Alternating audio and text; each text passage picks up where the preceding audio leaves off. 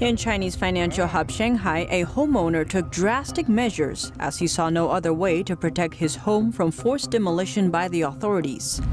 A QR code to control the CCP virus outbreak and everything else is a common practice in China. But now this will affect foreigners visiting China too.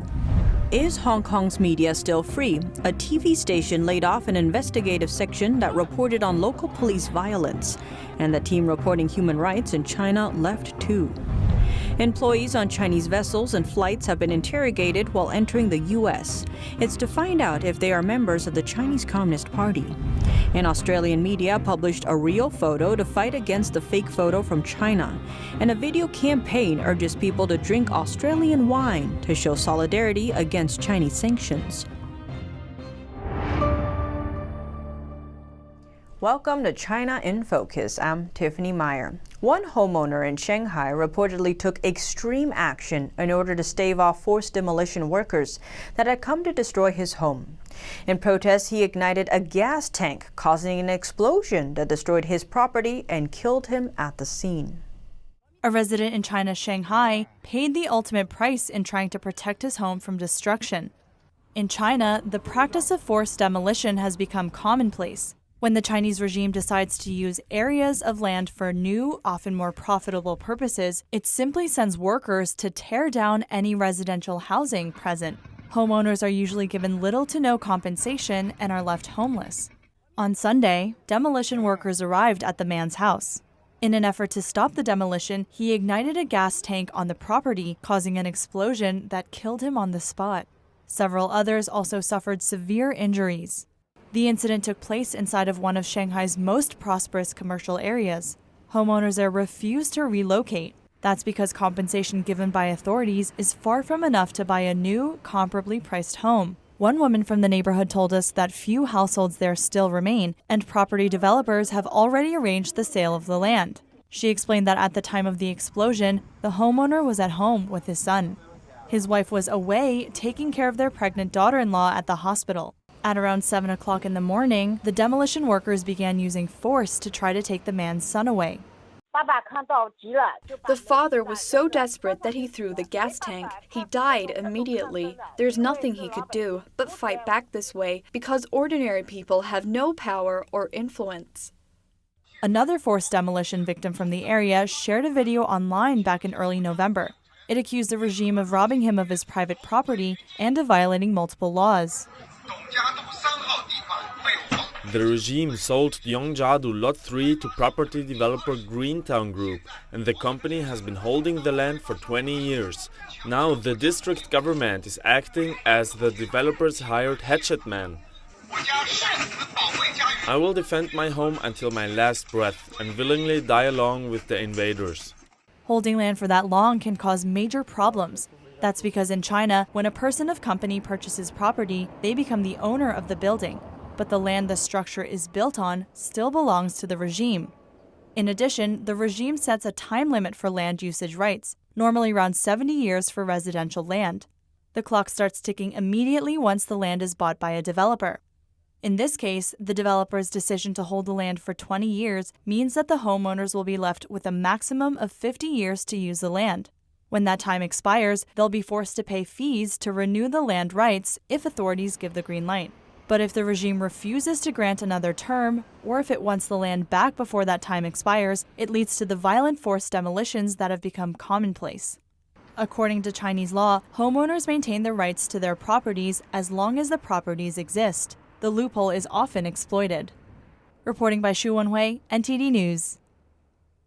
And a new regulation from the Chinese embassy. All U.S. travelers headed to China will soon be required to carry an approved QR health code to enter the country. The codes are used to monitor users' whereabouts and their recent virus test information. We go to NTD's Don Ma for the story. Starting December 1st, everyone traveling from the U.S. to China must obtain a QR code issued by the U.S.-Chinese embassy.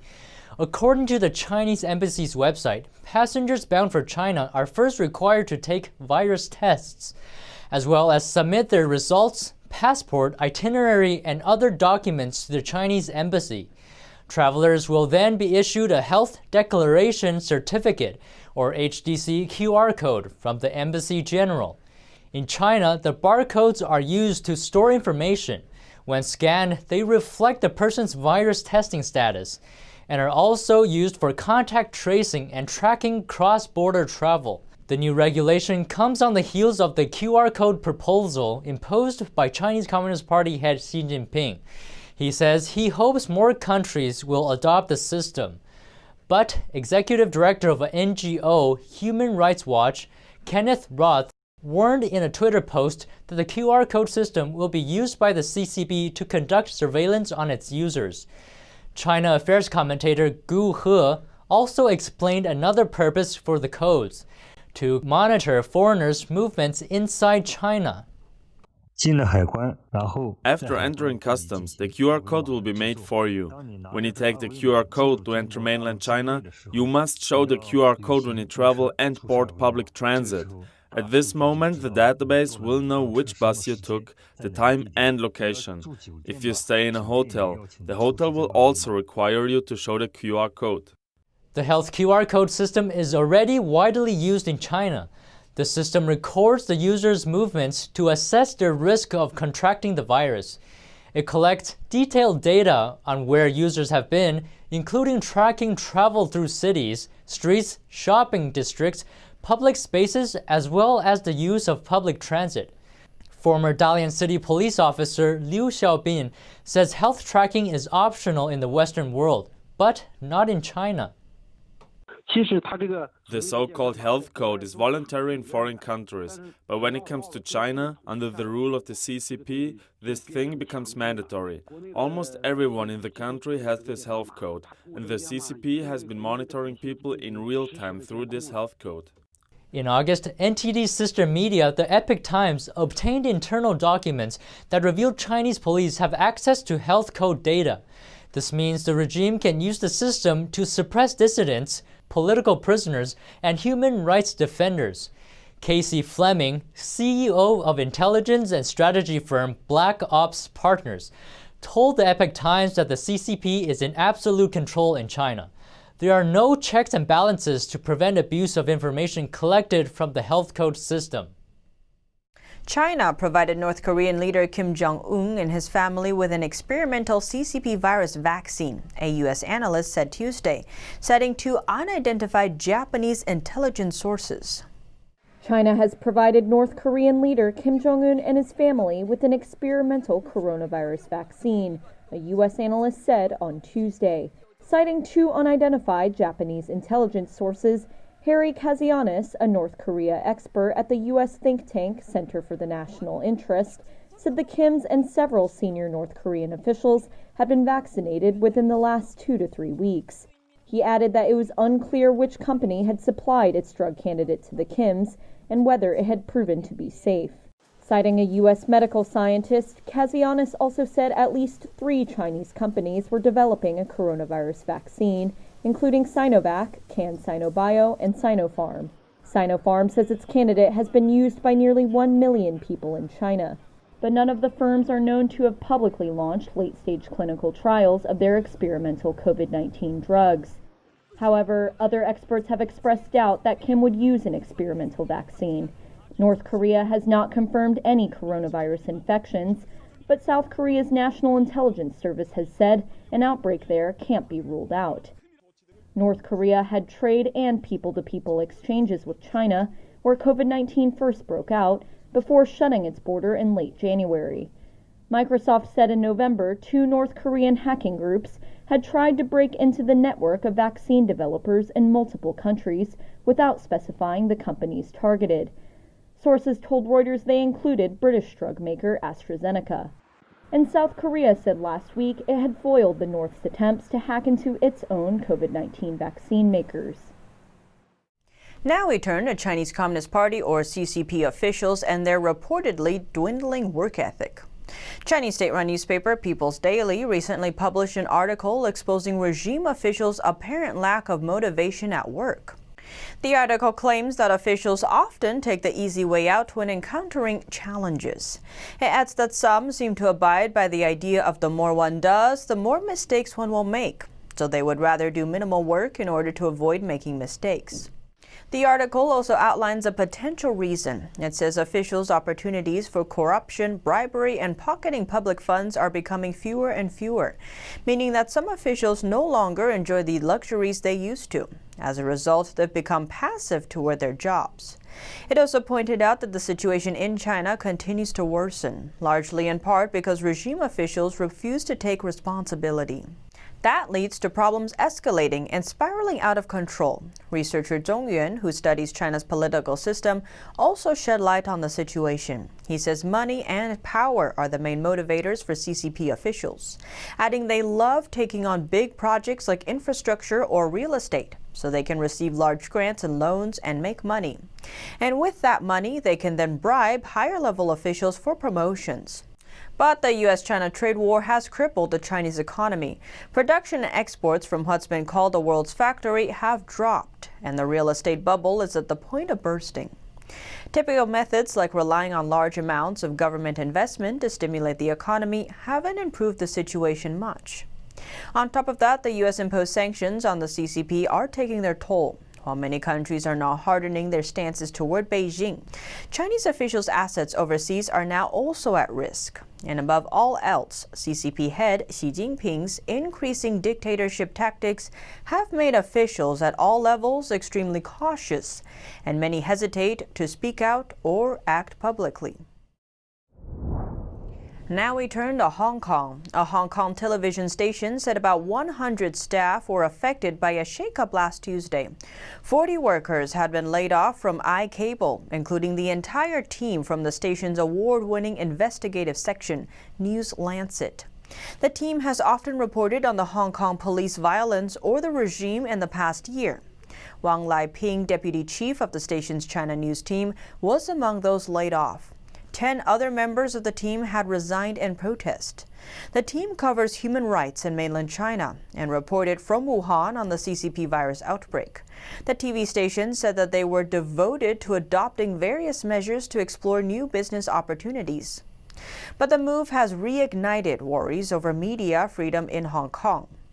A journalist from the News Lancet segment who was fired told Reuters he was skeptical of the reason behind the decision. He said it's definitely media censorship. And in the U.S., CCP membership has been put under the spotlight. The CCP mouthpiece China Daily reported Monday that U.S. law enforcement officials recently conducted sudden inspections of Chinese shipping personnel to identify any Chinese Communist Party members. The report says a total of 21 Chinese vessels were inspected as of November 11th. Also, the U.S. has interrogated the crews of 16 Chinese airline flights to the U.S. since September. According to the report, some of the interrogations lasted for hours to find out who on board are CCP members and why they joined the party. Chinese Foreign Ministry spokesperson Hua Chunlin appears so irritated and claims to have made stern negotiations with the U.S. over the issue. But most Chinese people felt happy about the entry ban posed on the CCP members. At the beginning of October, U.S. Citizenship and Immigration Services, or USCIS, issued guidance to deny CCP members entrance to the U.S. Since then, the Chinese keywords for quit the CCP has been spiking on Google Trends in the Chinese region. And visits to the Epoch Times quitting the CCP website has also skyrocketed. The USCIS guidance is believed to be having a significant impact on Chinese Communist Party elites and may exacerbate internal party conflicts. And preliminary estimates say that around 270 million people will be affected by the policy guidance. Now we look toward Australia and what appears to be an act of retaliation towards Beijing. On Tuesday, Australian newspaper The Daily Telegraph featured a photo taken during China's 1989 Tiananmen Square massacre on its front page. It depicts a peaceful protester who was since dubbed the Tank Man, blocking the path of Chinese military vehicles on June 5, 1989. It was captured during student-led non-violent demonstrations in China when unarmed students were gunned down by Chinese troops. Beijing authorities have remained tight-lipped about the man's identity for years. It remains unknown who he was or what happened to him. The eye-catching front page comes after China's Ministry of Foreign Affairs posted a faked photo on Twitter, depicting an Australian soldier preparing to kill an Afghan child, and accusing Australia of killing civilians during the war in Afghanistan. Australian Prime Minister Scott Morrison called the post repugnant and offensive. He demanded that Beijing apologize and take down the fake image. But the Chinese regime refused, instead asking Australia to apologize to the world.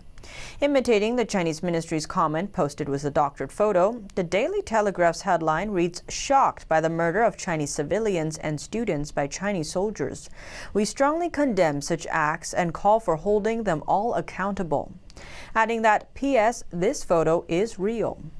The bold front page comes as China and Australia continue to trade blows.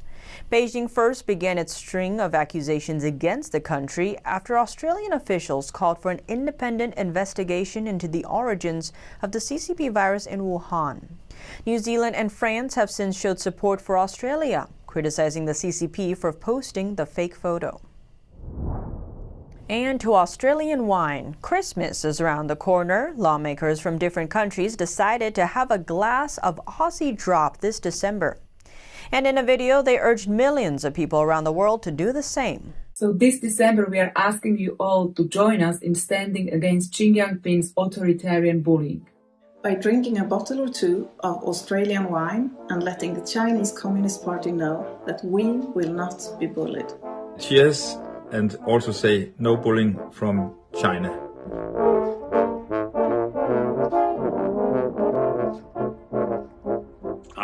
That's a fine Australian wine.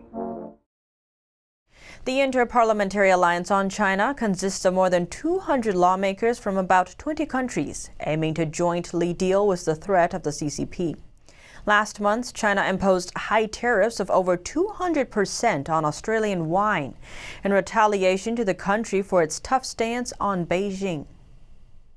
Now we look to Southeast Asia. Internal documents reveal Beijing has run scores of public training programs in South and Southeast Asia to expand its influence in the regions. An internal document dated November 1st, 2017 said from 2002 to 2017, Yunnan Police College in southwestern Yunnan province has conducted 115 police training sessions for over 60 countries. Over 2,500 law enforcement officers received the training. The document said the programs had been conducted under the leadership of the CCP's Ministry of Public Security, among others. It highlighted that training sessions were to boost international cooperation on law enforcement and serve China's Belt and Road Initiative in those regions. The document also revealed research projects included a study of mechanisms of preventing secession, infiltration, and subversion by hostile forces in Yunnan frontier regions. During these years, the regime has continued its cooperation with ASEAN, an association of Southeast Asian nations. According to state media, ASEAN countries in 2016 agreed to establish a China-ASEAN Law Enforcement Academy to be set up by the Yunnan Provincial Police College. China committed to provide free short and midterm training for 2,000 police officers from the ASEAN region from 2016 to 2020. China commentator Li Lingyi noted that in the same region of the police training program, the regime's abduction of Chinese dissidents also increased. 5 Chinese pro-democracy activists disappeared in Thailand and Myanmar since 2015, only then to emerge detained in China. This included a Hong Kong citizen who also had a Swedish passport. All of this was due to joint efforts between the Chinese security officials and local police.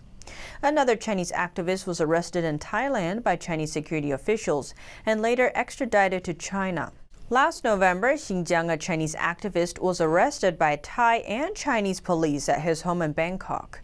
He was then sent to immigration detention after the United Nations office in Thailand had already accepted his refugee application. He was later released after pressure from the international community. He has since moved to New Zealand. The U.S. is imposing sanctions on another Chinese firm. It's accused of supporting Venezuela's socialist dictator's efforts to undermine democracy.